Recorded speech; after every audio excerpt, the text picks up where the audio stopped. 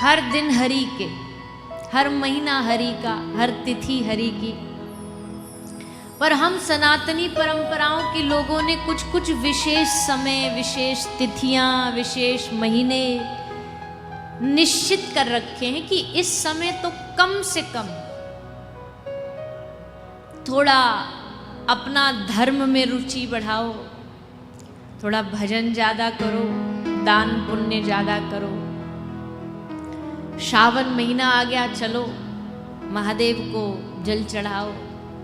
इतने महादेव पूरे 12 महीने में नहीं नहाते होंगे जितने एक महीने में नहा लेते हैं, जितना एक महीने में उनका अभिषेक हो जाता है। दे जल दे जल, कावड़ आ रही हैं भर भर के, लोटा पे लोटा जल चढ़ाए जा रहे हैं, चढ़ाए जा रहे हैं।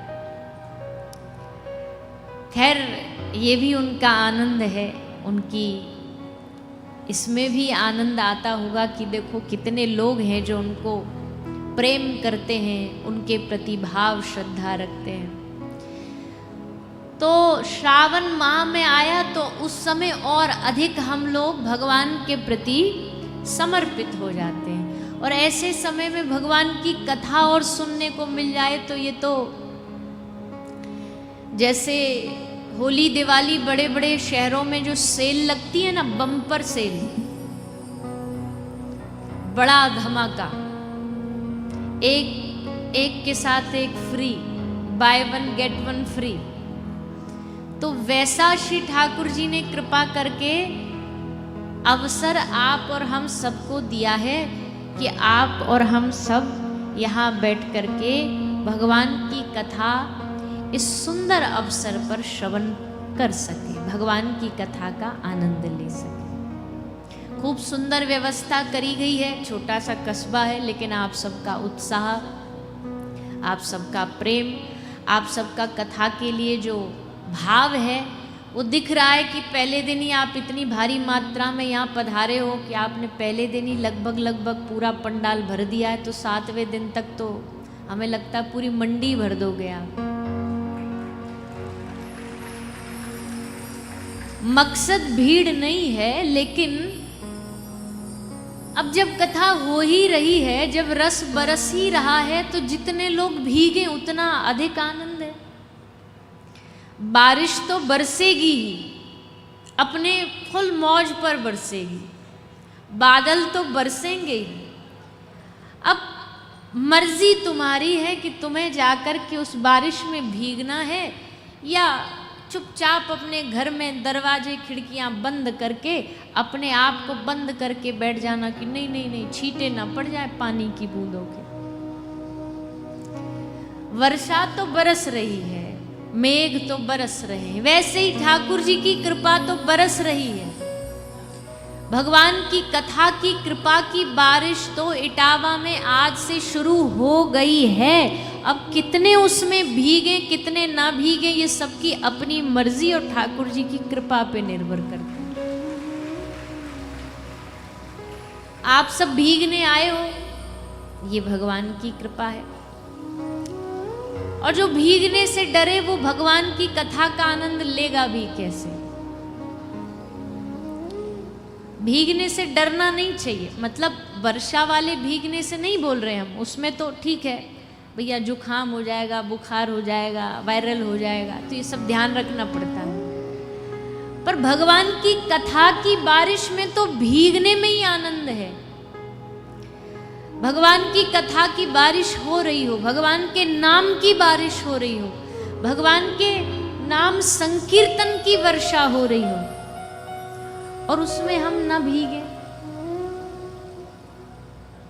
उसमें एक बार भीग के देखो आनंद क्या आता है। हम अभी कल जो उत्सव करके आए हैं, हम अभी भी उसी बारिश में भीगे हुए हैं। अब जो थे वहाँ वही समझ सकते हो उस आनंद को, क्या अद्भुत आनंद आया, क्या अद्भुत भगवान के नाम की वर्षा हुई, क्या लोगों ने आनंद लिया, क्या हमने खुद ने आनंद लिया।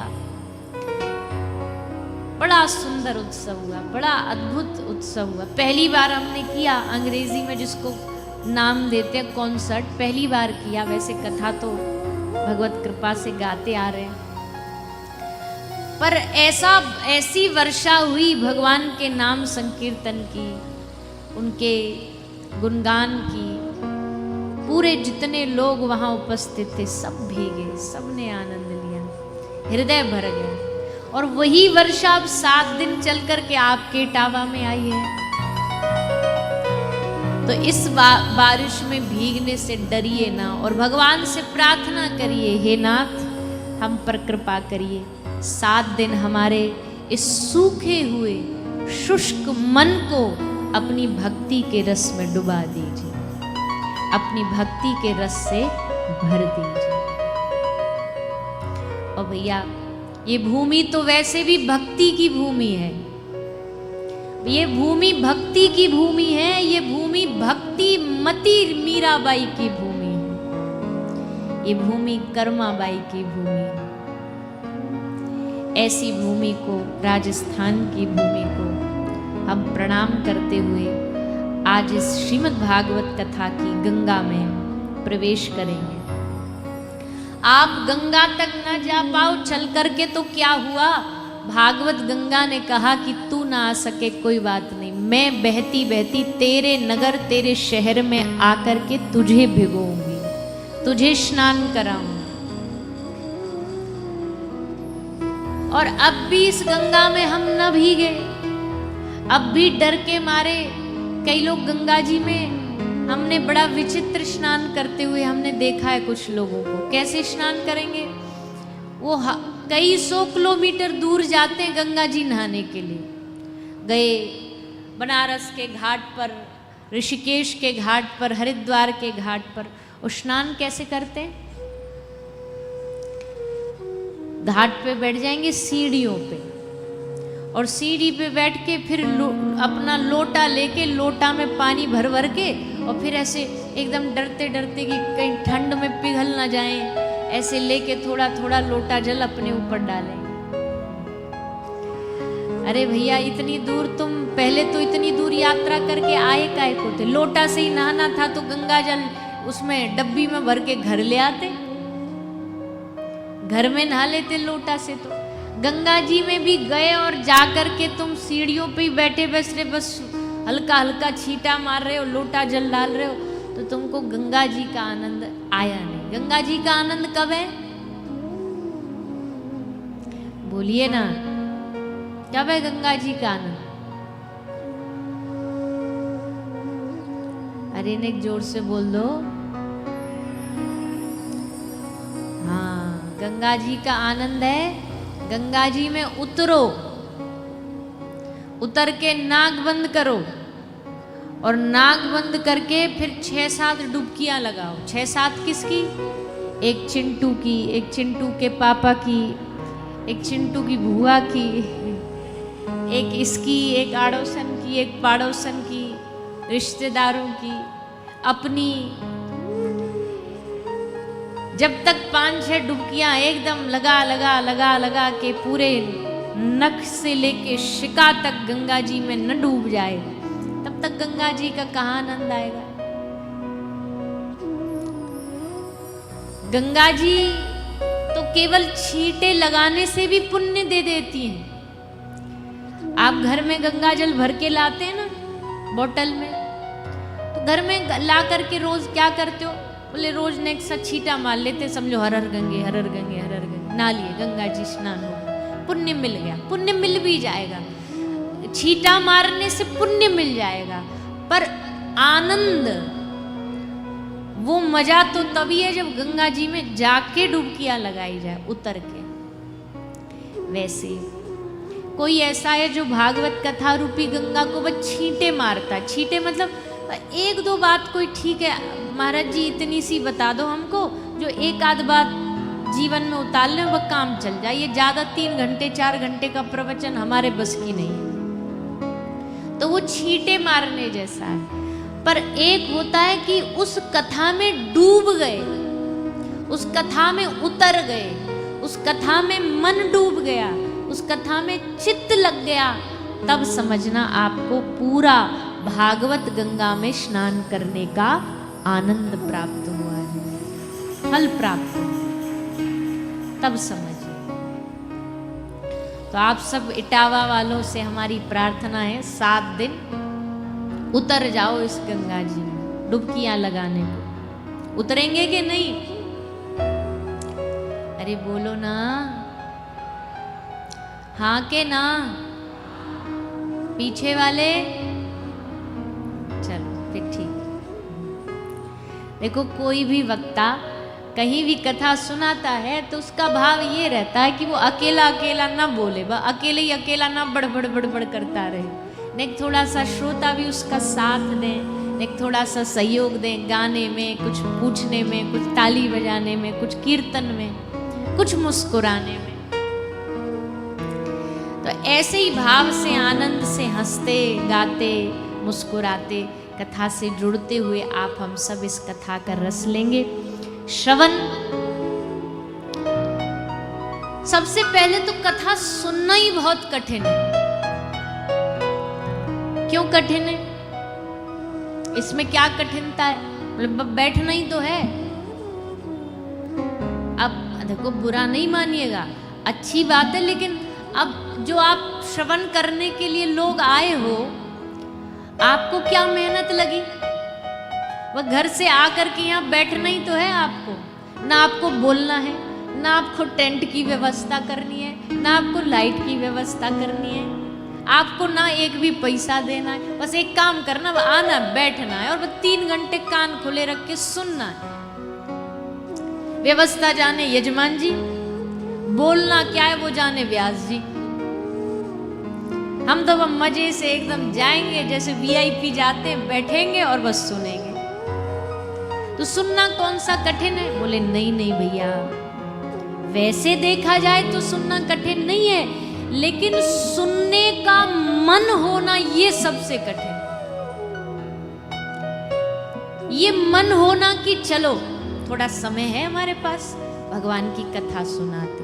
क्योंकि जब लोगों के पास समय होता तो लोग क्या सोचते? चलो थोड़ा बाजार घूम आते हैं, समय चलो ने थोड़ा कोई खेल खेलाते हैं, कोई क्रिकेट मैच देखाते हैं, समय क्या कर लें ने थोड़ा चलो टीवी देख लेते हैं, समय क्या कर लें चलो फोन ही चला लेते हैं। पर समय चलो भगवान की कथा सुन लेते हैं, ये मन में भाव आना ये कठिन है, ये दुर्लभ है। और अगर ये भाव आ गया कि हमने कहा कि नहीं हमें भगवान की कथा सुननी है, तो देखो साधु महापुरुष कहते हैं आप कथा में आओ, ये बाद की कृपा है भगवान की, पर मैं कथा सुनने जाऊंगा, ये भाव जब आपके मन में आया ना तो समझो ठाकुर जी ने उसी समय आप पर सबसे बड़ी कृपा कर दी।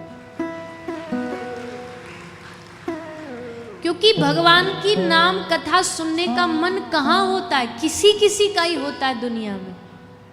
भगवान का नाम कथा सुनने से लोग कतराते, दूसरी चीजों में खूब मन लगता है। अभी कोई फिल्म दिखा लो, अभी कहीं घुमाने ले जाओ, अभी कोई शादी ब्याह पार्टी दावत ये सब में ले जाओ, पर आप सब लोग वो सारी चीज छोड़ करके भगवान की कथा सुन रहे हैं, ये भगवान की कृपा है। क्यों कृपा है? गोस्वामी तुलसीदास जी रामचरितमानस में वर्णन करते हैं, बिन सत्संग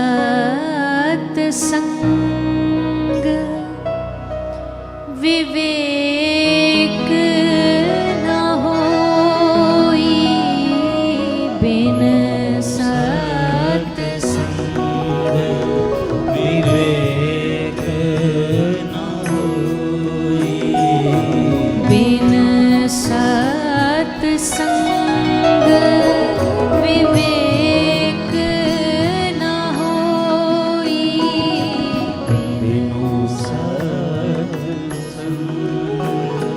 विवेक न होई, राम कृपा बिनु सुलभ न सोई, राम कृपा बिनु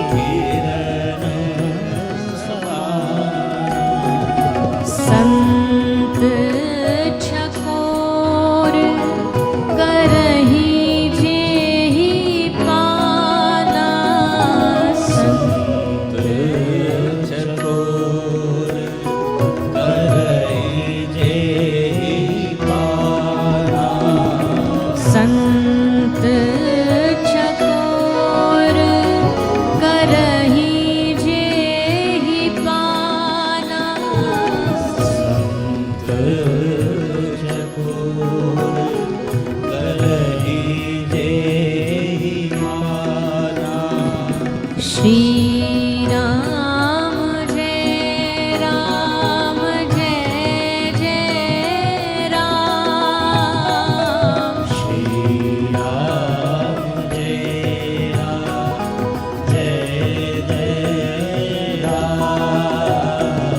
श्री राम जय राम जय जय राम। श्री राम जय राम जय जय राम। श्री राम जय राम जय जय राम।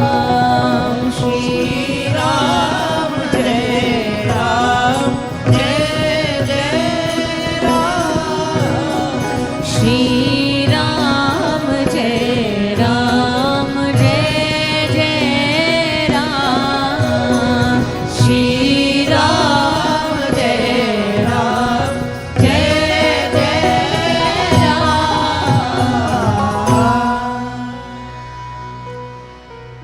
बिन सत्संग विवेक न होई, राम कृपा बिन सुलभ न सोई।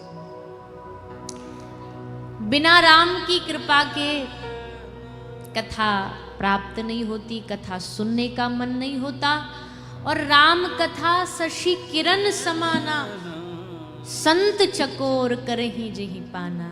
राम कथा चंद्रमा की चांदनी जैसा है, और केवल साधारण जीव नहीं, संत चकोर, संत महापुरुष भी इस राम कथा भगवत कथा से जुड़े रहते हैं। अच्छा, कई लोग को लगता है कथा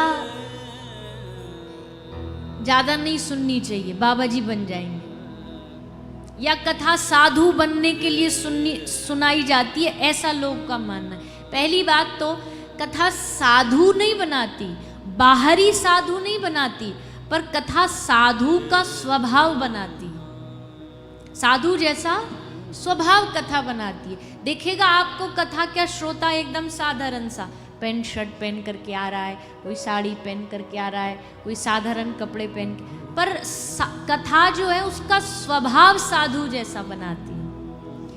इसलिए संत चकोर, ऐसा नहीं है कि कथा इसलिए सुननी चाहिए कि हम अच्छे बन जाएं या साधु बन जाएं उसके बाद खत्म। संत बनकर के भी कथा महापुरुष संत सुनते हैं। भागवत की कथा ही 88,000 ऋषि सुन रहे हैं, सौनकादि ऋषि, वहीं से कथा की धारा भाई। तो संतों को कथा सुनने की क्या जरूरत है? चलो हम कथा सुने कि हम साधु बन जाएं, पर जो साधु बन गया वो कथा क्यों सुन रहा है? बोले उसको पहली बात तो कथा सुनने में आनंद आता है, भगवान की कथा श्रवण में आनंद आता है, और दूसरा साधु जैसी वृत्ति बनी रहे, छूटे ना, इसलिए वो निरंतर भगवान की कथा सुनता रहता है। हनुमान जी महाराज कथा सुनते, नारद जी कथा सुनते, सूरदास, तुलसीदास सब भगवान की कथा श्रवण पान करते हैं, क्योंकि वो जानते हैं जो रस भगवान की कथा में है वो शायद दूसरा कहीं भी नहीं है। तो उस रस को पाने के लिए आप और हम सब इस कथा, इस दिव्य कथा से जुड़ते हुए श्रीमद् भागवत, जो समस्त पुराणों का सिरमौर है, समस्त संहिताओं का सिरमौर है, ऐसी श्रीमद् भागवत कथा का श्रवण पान करने का आप हम सबको 7 दिन का मौका मिला है। 7 अंक जो है ना, ये बहुत महत्वपूर्ण माना जाता है। कथा 7 दिन की, 7 दिन राजा परीक्षित को प्राप्त हुए, 7वें दिन मृत्यु है। सप्ताह में भी 7 दिन होते हैं हमारे जीवन में। 7 दिन में ही निश्चित होता है कौन किस दिन जन्म लेगा, कौन किस दिन जाएगा। भगवान श्री कृष्ण ने 7 दिन तक गिरिराज पर्वत को धारण करके रखा। 7 वर्ष के थे जब गिरिराज पर्वत को धारण कर किया। तो ये 7 दिन का ये जो अंक है, जो 7 दिन की कथा है, ये बड़ा सुंदर अंक माना जाता है। तो आप सब प्रयास करो कि इन 7 दिनों में आप उपस्थित रह के भगवान की कथा सुनो, पूरे 7 दिन। ये मौका बार बार थोड़ी आता है, बार बार थोड़ी अवसर आता है, तो इस अवसर को चूको नहीं और इस अवसर को पकड़ के भगवान की कथा से जुड़ के आनंद लो। आइए आज की कथा का महात्म्य हम थोड़ा सा आज सुन लेंगे और कुछ समय जो है कथा का उसमें भागवत जी का महात्म्य सुनते हुए आनंद लेंगे। सभी हाथ जोड़ लेंगे और भागवत के महात्म्य का प्रथम श्लोक सब लोग साथ साथ में बोलेंगे। सच्चिदानंद रूपाय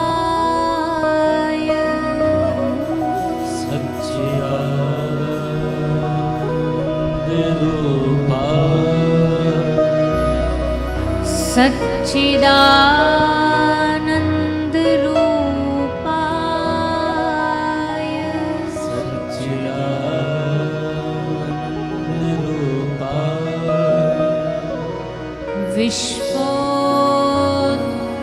विश्वोत्पत्त्यादि हेतवे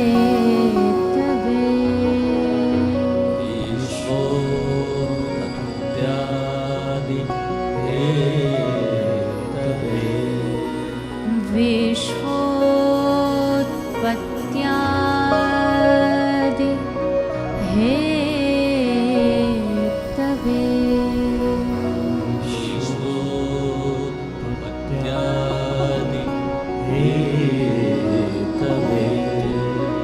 तापत्रय विनाशाय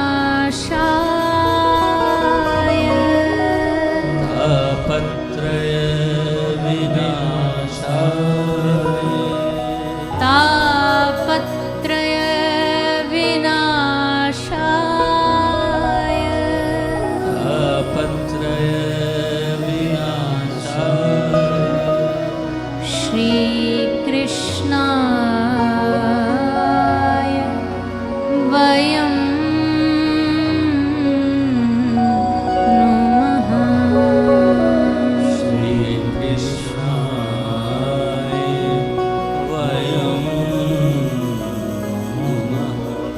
श्री कृष्णाय